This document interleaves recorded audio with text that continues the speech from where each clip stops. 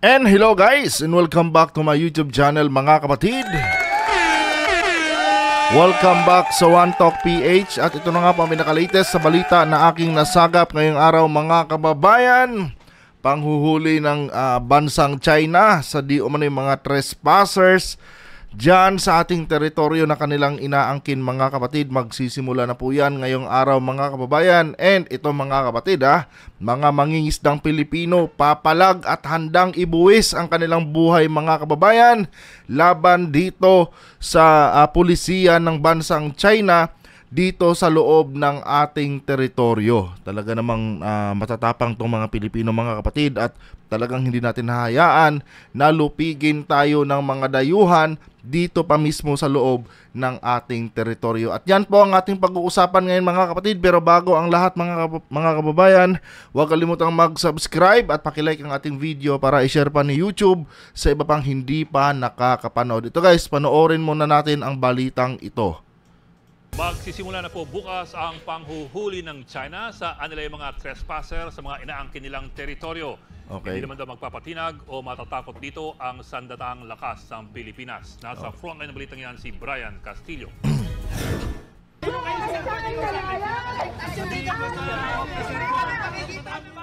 Yan ang sigaw ng mga rallyistang ito sa harap ng Chinese Embassy sa Makati City kaninang umaga. Kabilang sa mga nagwelga ang grupong Pamalakaya at Masinloc Fisherman Association. Okay. Ang kanilang pinoprotesta, ang bagong patakaran ng China laban sa mga anilay trespasser. Maaari daw hulihin at ikulong ng kanilang Coast Guard ng hanggang 60 araw ang sinumang dayuhang papasok sa inaangkin nilang teritoryo. Grabe na po, no? 60 days na ikukulong ng mga Chinese mga kapatid ang sino mang papasok dyan sa teritoryo natin na kanilang inaangkin. Biruin nyo yun mga kababayan.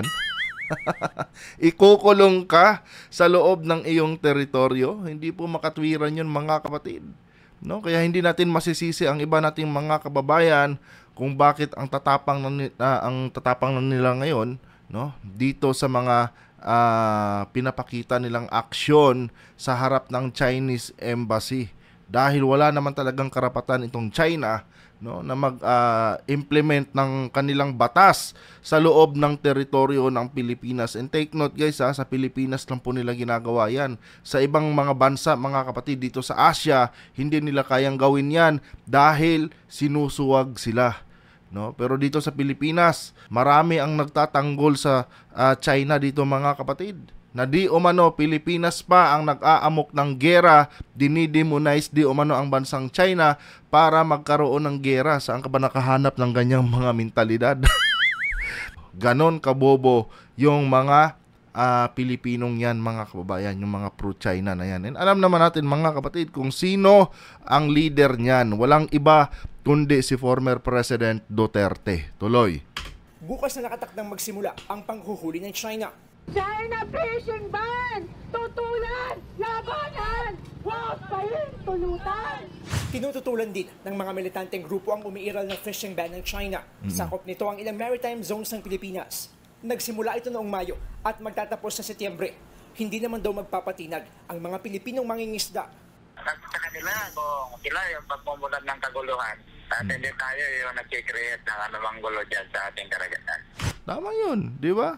Nasa loob naman tayo ng ating teritoryo mga kapatid, no? Wala naman tayong violate sa pagdating sa international law. Wala naman tayong violate na pumunta tayo sa ibang sa ibang bakuran para mangisda. Nasa loob lang tayo ng ating teritoryo, 'di ba?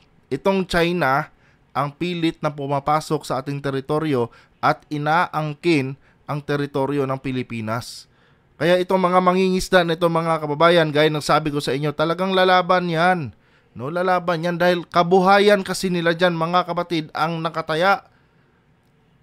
Kabuhayan nila, no, yung pagkain nila sa hapagkainan nila, yung nakataya dyan sa ginagawang pang-aangkin nitong China sa ating mga karagatan.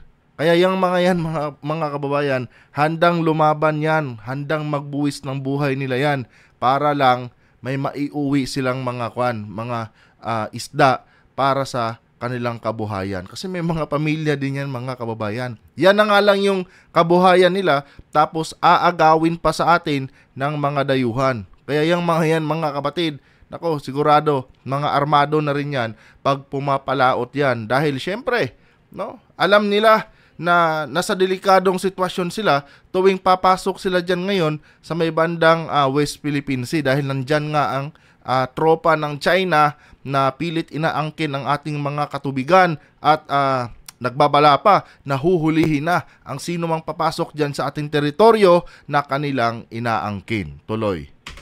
Handa raw sila sa mga posibleng gawin ng China. Talagang lalaban kasi sa mamatay o sa mabuhay, talagang lalaban po tayo dyan. Diba? Sa mamatay o sa mabuhay, talagang lalaban tayo dyan. Yun ang sabi dito, no? Ulitin natin. Sa ating karagatan. Handa raw sila sa mga posibleng gawin ng China. Talagang lalaban kasi Talagang lalaban po kami. Sa mamatay o sa mabuhay, talagang lalaban po tayo dyan. Diba? Ang nagsabi niyan, mga kapatid, si Leonardo Quaresma, presidente ng Masinloc Fishermen Association. 'Di ba? Hindi masisisi ng mga Chinese kung armado ang mga mangingisdang Pilipino na papasok diyan sa may West Philippine Sea dahil sinisecure lang din ng ating mga kababayan yung kanilang mga sarili. 'Di ba? Hindi natin alam kung ano ang gagawin ng mga Chinese sa kanila after sila mahuli. 'Di ba? At napakalaking insulto kasi niyan, mga kababayan, sa ating mga kababayang mangingisda. Huhulihin ka, no, sa loob ng iyong sariling teritoryo, 'di ba? Huhulihin ka ng mga dayuhan. Malaking insulto 'yun, mga kapatid. 'Di ba? Kaya itong mga to, panigurado niyan, mga kababayan, armado 'yan, no? At tama lang naman 'yon. Ako mismo magsasabi, mga kapatid, tama lang din 'yon kasi kung ako yung nasa kalagayan nila, magdadala din talaga ako ng armas, no, para kung sakaling susubukan kaming hulihin itong mga Chinese, edi magkamatayan na tayo diyan, mga kababayan, no. Hindi tayo titiklop sa kanila. Yan ang totoong Pilipino, mga kapatid. Tuloy. sa mamatay o sa mabuhay, talagang lalaban po tayo dyan. Buhay ng mga mangisda natin. Walang ibang pinagkakakitaan maliban dyan sa dagat. Diba? Ang buhay ng mga mangingisda natin, walang ibang pinagkakakitaan maliban dyan sa dagat. Tama yun. No? Tapos yan yung nanakawin sa atin ng China. Abay, talagang papalag yan. Palag-palag na talaga yan, mga kapatid. No? Ito na yung resulta, mga kababayan, no, sa ginawa ni former President Duterte. Hindi naman sana aabot sa ganitong sitwasyon, mga kapatid, kung pinaglaban lang niya, no, yung pagkapanalo natin sa kaso laban dito sa China, particular dyan sa issue ng West Philippine Sea. No? Kung noong naupo sana si Digong, mga kapatid, noong 2016, in-emphasize niya sana yan na, China, wala kayong karapatan dito. Diba? Di sana hindi umabot sa ganyang sitwasyon yung ating mga mangingisda. Pero hindi, mga kapatid, no? Imbes na palayasin niya ang mga Chinese dyan sa West Philippine Sea, nakipagkaibigan siya, at anong sabi niya? No? Hindi niya pwedeng paalisin niyang mga mangingisda ng mga Chinese dyan sa loob ng ating bakuran dahil makukompromiso yung mga naging mutual agreement niya sa bansang China. Ganon, mga kababayan, ang ginawa ni Digong. Tapos ngayon, no, sila din yung nagsusulsol ngayon sa mga Pilipino na di umano nilalagay lang ng ating presidente sa alanganin, no, ang ating bansa sa pamamagitan ng pakikipaglaban dyan sa mga Chinese, no, sa mga taga-China na meron di umanong mga nuclear weapon, 'di ba? Pero ang tutuusin, mga kapatid, hindi si Marcos, no? Ang dahilan niyan si Digong. Siya ang nagpahamak sa ating bansa dahil malinaw yan sa konstitusyon ng Pilipinas na bawal yan papasukin.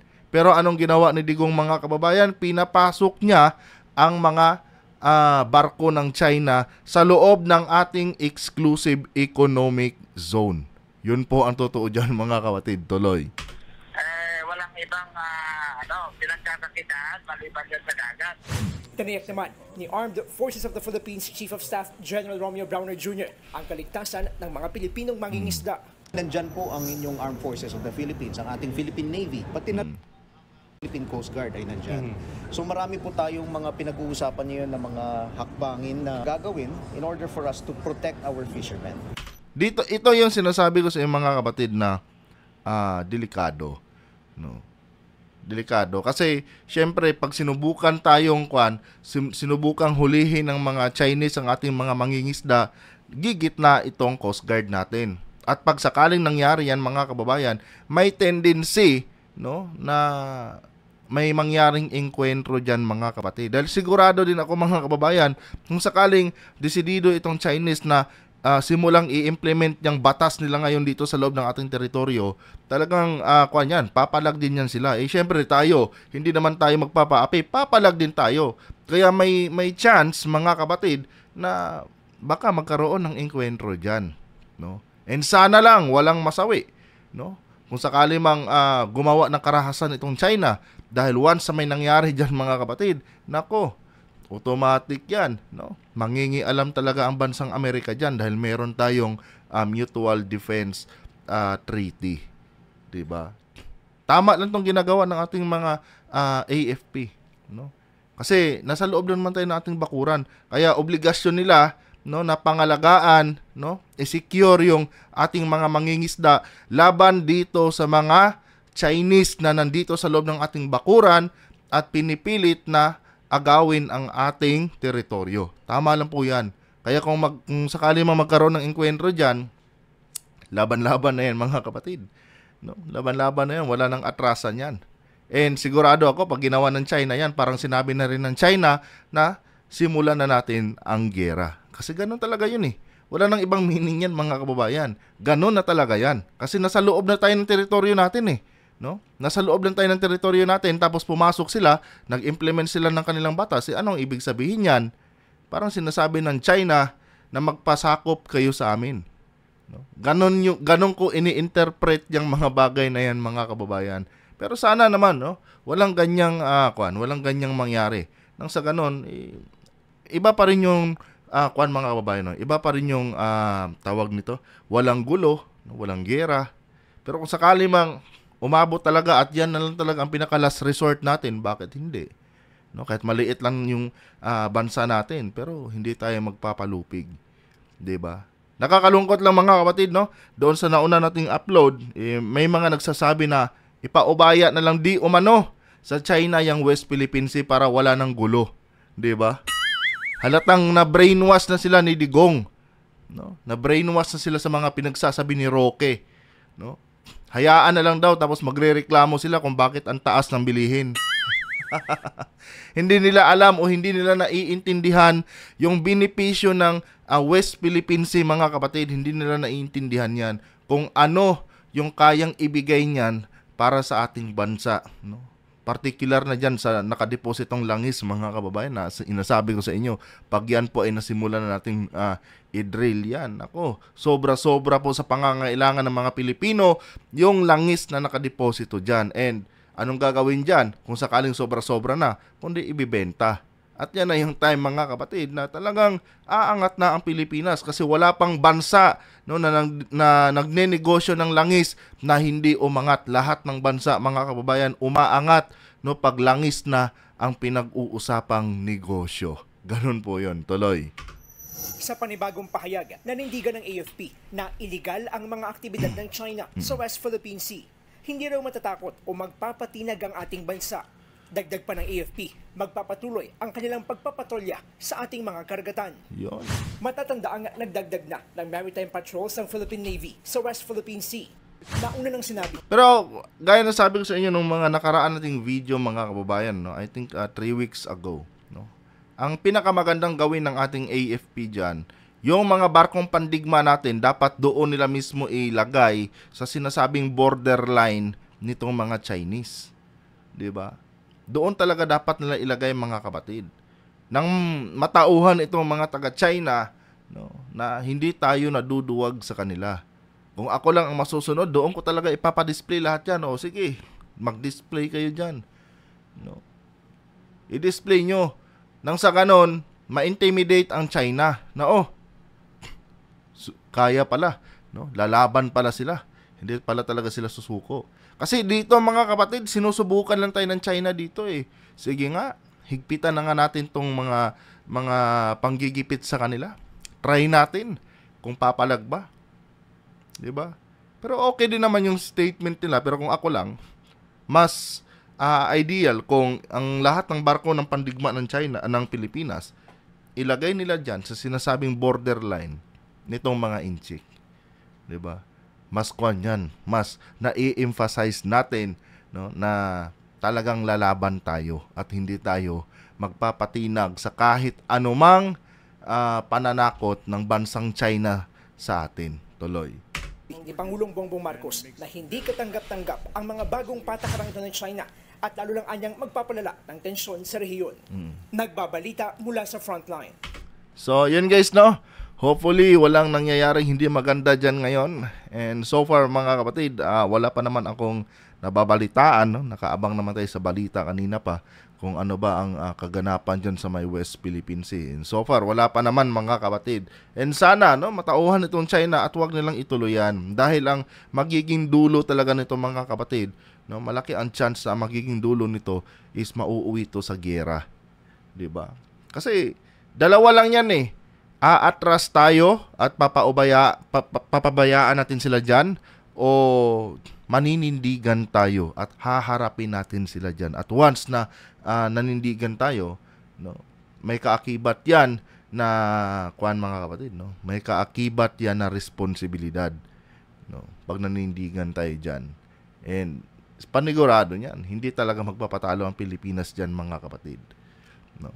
Sana magbago ang isip ng China at iwasan nila, no, ang gulo. Kasi kahit maliit lang tayo na bansa, pero lalaban tayo at bukod dyan mga kababayan, meron din tayong mga kaalyadong bansa na hindi talaga papayag dyan sa kanilang ginagawa, no. At kung sakali man na may masawi sa atin, no, sa ating mga kababayan dyan, naka-uniforme man o civilian, may mutual defense treaty ang Pilipinas sa bansang Amerika na pwedeng ma-invoke kung sakaling may nasawi dyan.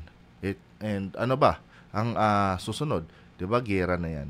So sana magdahan-dahan na itong China mga kapatid, no? Mas okay kung piliin nila na yung kapayapaan kumpara sa giyera.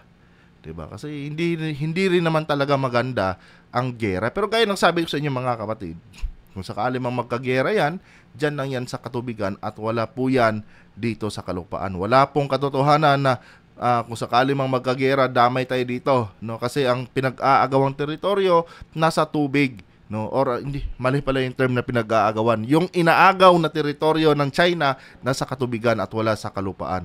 Ibang usapan na po 'yon pag sinabi ng China na sasakupin niya ang kalupaan ng Pilipinas. Talagang 'yun. Gera na talaga yun dito mga kapatid sa ating kalupaan. Kung sakali man, dyan lang yan sa katubigan. Anyway guys, kung nagustuhan niyo po ang ating content, huwag kalimutan mag-subscribe at pakilike ang ating video para i-share pa ni YouTube sa iba pang hindi pa nakakapanood. Hanggang dito na lang. Adios.